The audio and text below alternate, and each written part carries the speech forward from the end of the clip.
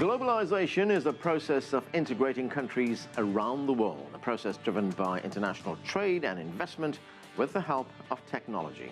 Nations, businesses and people have become more interconnected and millions have been lifted out of poverty. But has this rising tide lifted all boats? Hello, I'm Anand Naidu and you're watching The Heat.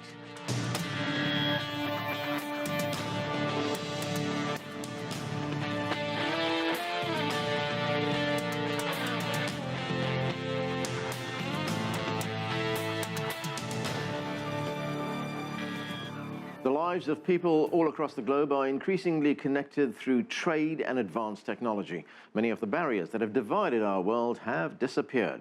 Thanks to globalization, more than 3 billion people, formerly left out of business and trade, are now able to compete and achieve a better life. Despite advances, not everyone has enjoyed the benefits of global cooperation. We begin with this report from our own Jessica Stone. For the Brazilian town of Resende, globalization brings at least 600 new auto manufacturing jobs. Japanese automaker Nissan plans to make the Kicks brand crossover here. Now a country that's been cutting auto jobs is adding them. We want to be one of the 3 top names in the Latin American market. Prosperity lifted 29 million people out of poverty between 2003 and 2014 in Brazil, and inequality dropped.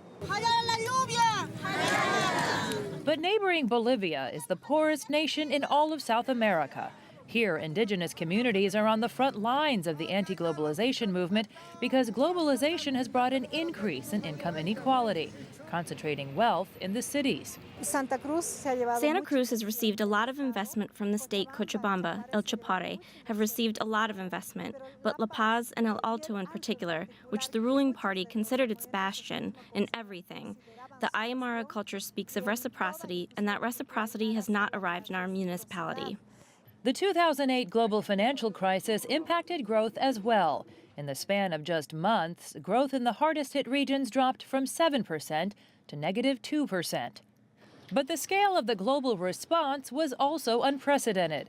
The World Bank and IFC doubled their annual lending, and the IMF committed more than $700 billion to member countries. And China's economic stimulus plan poured $586 billion into technology, transport, and other infrastructure projects, spurring trade in steel and raw materials. In fact, globalization in China, when paired with domestic reforms, has lifted nearly 500 million people out of extreme poverty.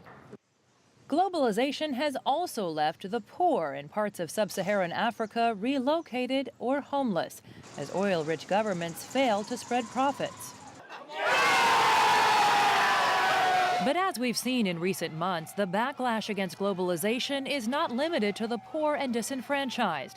The Brexit vote over the summer showed us the British rejecting economic integration with Europe in favor of going it alone. But for businesses like this one in Scotland, going it alone will still cost more in the short term. After all, even if the UK is no longer part of Europe, it's doing business with the global economy. Jessica Stone, Washington.